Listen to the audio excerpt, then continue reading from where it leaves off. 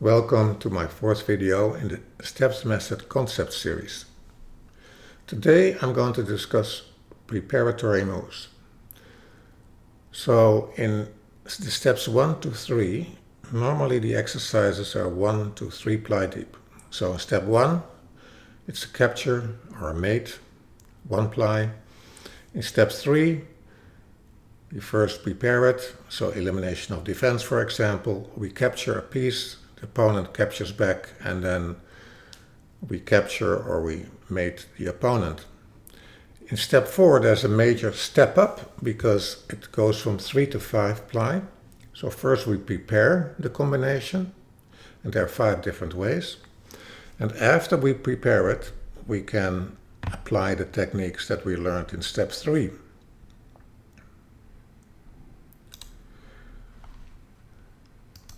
So the 5 ways to prepare the combination are luring the target, chasing the target, targeting, that is positioning the attacking piece, clearing a line of a square, and elimination of defense. In the previous video I discussed elimination of defense, so I will not go into it here any further. So there is a defender and we have to eliminate the defense, and there are 5 ways: blocking, luring away, interfering, chasing away, and capturing. As you can see, in the case of elimination of defense, we're talking about luring away and chasing away. And in the case of preparatory moves, we're talking about chasing and luring. Why the difference? In case of elimination of defense, we are luring away the defender from the target. So there's a movement, and we are luring away the defender of the target. While if we prepare a combination, we're just luring the target. So the word away refers to the defender going away from the target. So we will now switch to chess space, and I will go through the different preparatory moves. So this is our first example of luring. So the knight on g5 is under attack. We can move the knight, but we can give a check, lure the queen, which becomes the target, after which knight f3 is a double attack on the king and the queen. So we have rook d2, first ply, queen takes d2, second ply, knight f3, third ply, king h1, fourth ply, knight takes d2, 5 plies. The second example, first one was check. This is a capture. Queen takes f6, luring the king from g7, king takes f6, knight e4 with the double attack of the knight on the queen and the king. So this is luring the target. Many of you will be familiar with that.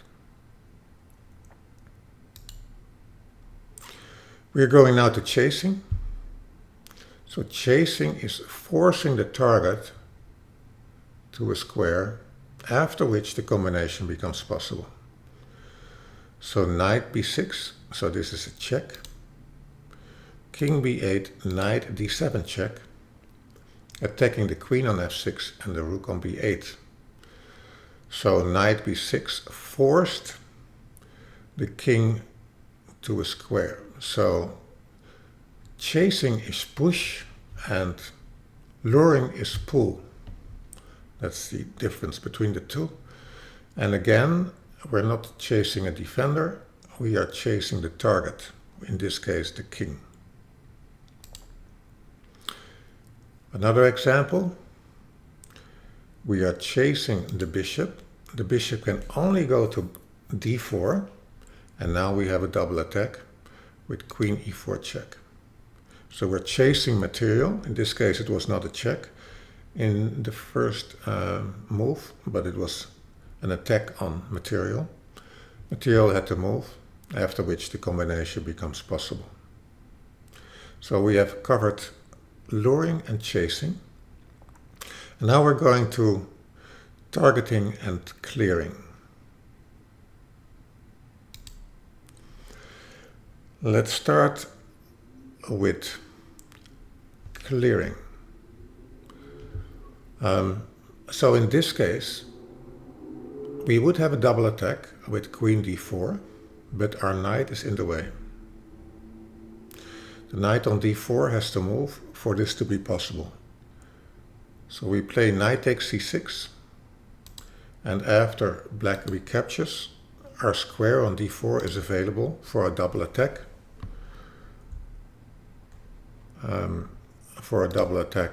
On the bishop and the king. And after the king moves, we capture the bishop on b4. So this was clearing a square through a capture.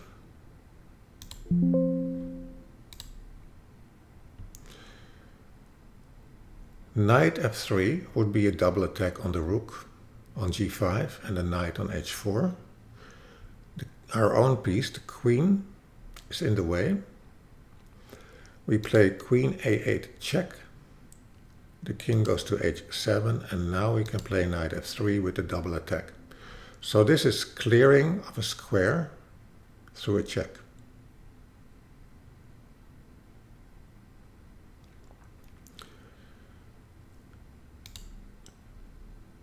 We're going now to line clearing. Black is to move. You can always see that looking at the dot next to the square h1. The bishop on g5 is undefended. It doesn't seem so relevant, but through a capture, d takes c4. White captures back because the bishop is under attack. Suddenly we see that we have a target and another target, and we can draw the lines, find out where they connect, and execute the double attack. So this was clearing a line, the 5th rank, through a capture.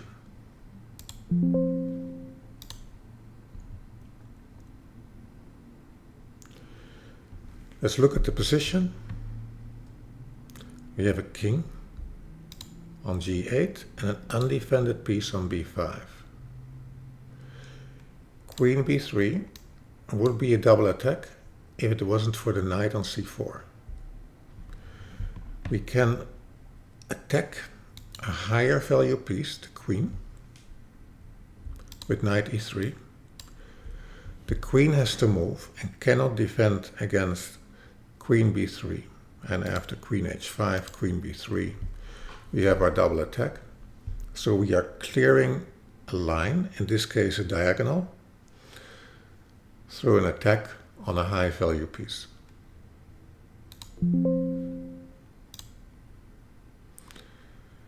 So far, all the examples we saw were examples in which our own pieces were in the way. So I want to finish clearing with one example where actually a piece, in this case a pawn, is in the way, but it's the opponent's pawn. So if the pawn on b7 would not be there, we would play c5. And then we could play c5. So in this case, it's not our own piece that's in the way, it's an opponent's piece. White is threatening mate in 1 with queen h8. This means that we don't have a lot of time and we have to look at forcing moves. So the rook on a7 is a terrible piece, it looks like, because it has no squares to go to except for a8. And on a8 it is actually still not able to have any activity because of the king on b8. So we're looking for forcing moves, checks and captures, and in this case we have one check which is very forceful. Rook b7, and after c takes b7, c5, black wins, with the double attack of the pawn on the king on b4 and the queen on d4. Let's verify. Is white forced to take? Chess is not checkers, so what happens if the king moves? King can go to a4, but then knight c5, and white has to give up their queen to avoid the mate, and is now in a lost position because the pawn can still take and the other pawns will promote.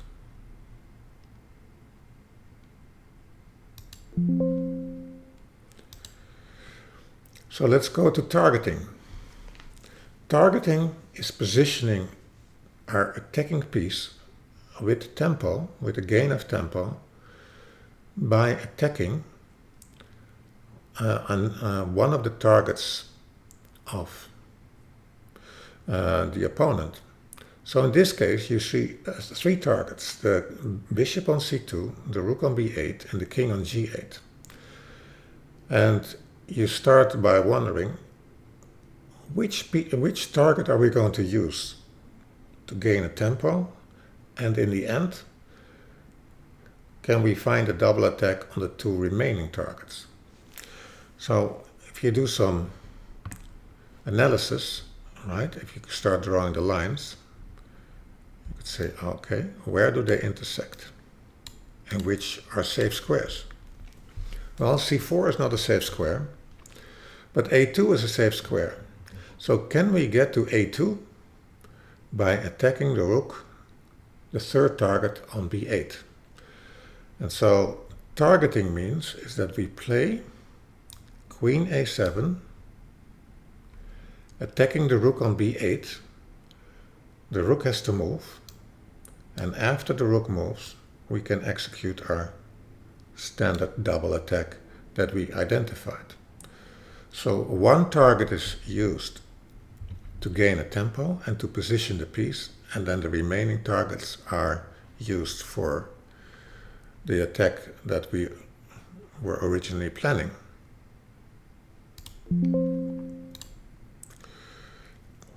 Another simple case.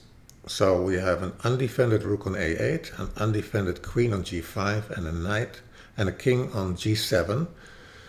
And the queen and the king are at the knight's distance. So we play knight c7, attacking the undefended rook on a8. The rook moves, we have knight e6, and we targeted our knight with a gain of a tempo by attacking the third target in the position, which was the rook. So it's about deciding the roles and using one of the targets to position your piece. So in this case, we saw so far king and material, but g7 is a mating square. The bishop on d6 is one time under attack, one time defended. So it is, you could say, an undefended piece because it's not defended by a pawn.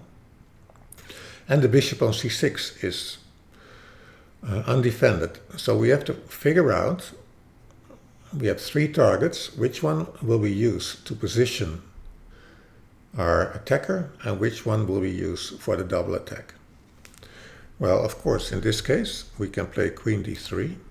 We attack the bishop on d6, white defends, and now we attack the remaining two targets. So this is targeting.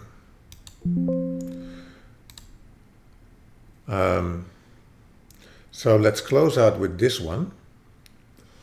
So in this position, black is to move, and there's a lot going on. It's like almost too rich because of the possibilities.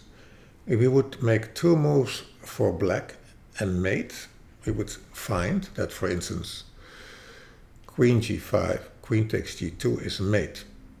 So from an target perspective, G2 is a target. We have a king, which is a target. We have an undefended rook, who is a target. And we have a bishop, who is undefended and is a target. So we have, in this case, 4 targets. And we want to use one target to set up a double attack with the queen. So in this example, it is actually very important that you think about the defense of your opponent. And that determines in the end, of course, the best move. So let's look at some possibilities. Black could decide to say, okay, I have a double attack by taking the pawn on c5. What can white do? It's 2 defenses. White has queen d4, interposing the attack on the king and defending the bishop on c3. Another attack would be, so let's go back, queen g6 with a double attack on the rook on b1 and the pawn on g2. And we learned that the most common technique in defending against a double attack is that one of the targets defends the other. Well, g2 cannot defend b1, but b1 can defend g2. So rook b2 moves away the rook and protects the square g2. A third possibility would be queen f3. Again, attacking the pawn on g2 and the undefended piece on on c3. Can you find the defense? Queen c2. Queen c2 defends the pawn on g2 and the bishop on e3. So let's go back. So often, when you identify an important defense, so in this case, queen c2 was an important resource and rook b2 was an important resource, it also points you to moves that might work. So the winning move here is queen e2. So we threaten mate in 1 on g2. And now queen c2 is not possible because it's not a safe square. In the case of rook b2, we have rook takes g2, right? So rook b2, black plays check, king goes in the corner and we mate. So that's also not a possibility. So the only way for white to defend here and to avoid the mate on g2, besides losing a queen or other material, is to play g3, moving away with the pawn that was under attack. But now we have our double attack with queen e3, attacking the king and the bishop. So this was targeting. I hope you enjoyed this video on preparatory moves, and that is useful for your teaching or for your understanding of the step method. Thank you for your attention.